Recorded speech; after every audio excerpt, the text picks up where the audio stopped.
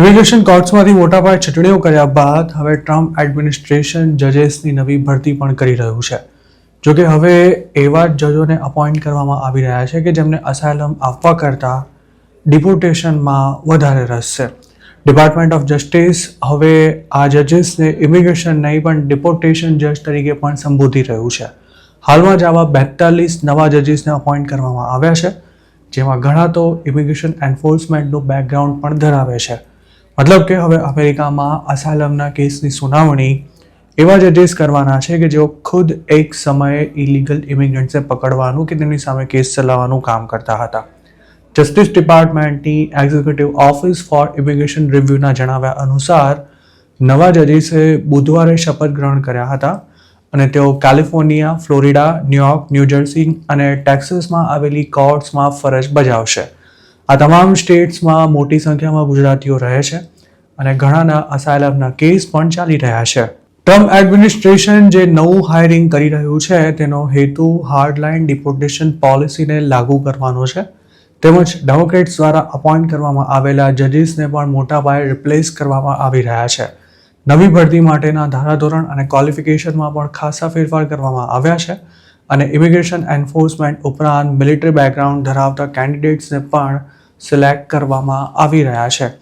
Immigration જજ federal જ્યુડિશરીનો ભાગ નથી, જેઓ જસ્ટિસ ડિપાર્ટમેન્ટ હેઠળ કામ કરે છે અને ટ્રમ્પ એડમિનિસ્ટ્રેશને એવી પોઝિશન લીધી છે કે પ્રેસિડેન્ટ તેમજ US attorney general Pam Bondi ગમે તે જજની હકાલપટ્ટી કરવાનો બંધારણીય અધિકાર ધરાવે છે.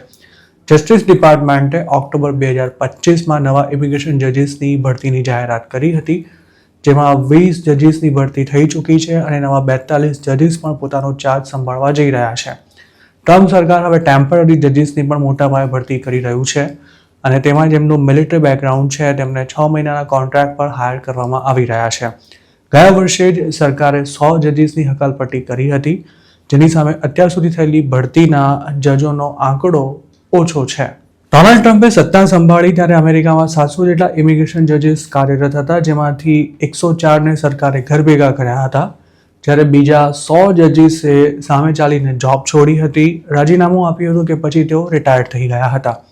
અમેરિકાની ઇમિગ્રેશન કોર્ટ્સમાં ડિસેમ્બર 31ની સ્થિતિએ 3.2 મિલિયન કેસીસ પેન્ડિંગ હતા અને આ બેકલોગને ઓછો કરવો સરકારની ટોપ પ્રાયોરિટી છે. US attorney general Pam Bondi અંગે જણાવ્યું હતું કે નવા 42 જજીસ આ લક્ષ્યાંક હાંસલ કરવામાં મહત્વનો ભાગ ભજવશે. તેમણે એવું પણ કહ્યું હતું કે ટ્રમ્પની સરકારમાં ઇમિગ્રેશનના કોઈ પણ કેસનો આખરી નિર્ણય પોલિટિક્સના આધારે નહીં પરંતુ કાયદા અનુસાર લેવામાં આવશે. ટ્રમ્પ એડમિનિસ્ટ્રેશન ભૂતકાળમાં ઇમિગ્રેશન કોર્ટ્સને કોઈ હિયરિંગ વિના જ અસાયલમના કેસ ક્લોઝ કરવા ઉપરાંત બને તેટલી જલ્દી ફાઇનલ જજમેન્ટ આપી દેવા સહિતના આદેશ આપી ચૂક્યું છે.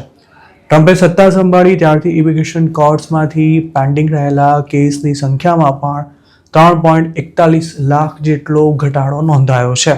તાજેતરમાં જ અમેરિકાની સરકારે ઇમિગ્રેશન કોર્ટ દ્વારા જેમનો ફાઇનલ રિમૂવલ ઓર્ડર ઇસ્યુ કરી દેવાયો હોય તેઓ અપીલ જ ન કરી શકે તેવી વ્યવસ્થા ગોઠવવા માટે પ્રયાસ કર્યો હતો, પણ વોશિંગ્ટન ડીસીની ફેડરલ કોર્ટે આ નવા નિયમ પર રોક લગાવી દીધી હતી. અસાયલમ આપવાના ધારાધોરણ ખૂબ જ કડક બનાવવાની સાથે સાથે ટ્રમ્પ એડમિનિસ્ટ્રેશને અનડોક્યુમેન્ટેડ ઇમિગ્રન્ટ્સને અપાતી વર્ક પરમિટનો સમયગાળો પણ 5 વર્ષથી ઘટાડીને 18 મહિના કરવાની સાથે તેનું ઓટોમેટિક રિન્યુઅલ પણ બંધ કરી દીધું છે. આમ કરીને ઇલીગલ ઇમિગ્રન્ટ્સ માટે કામ કરવાના ઓપ્શન્સ પણ ઘટાડવામાં આવી રહ્યા છે અને જો કોઈ એલિયન પરમિટ વિના કામ કરતા પકડાશે તો તેને બારોબાર ડિપોર્ટ પણ કરી શકાય છે.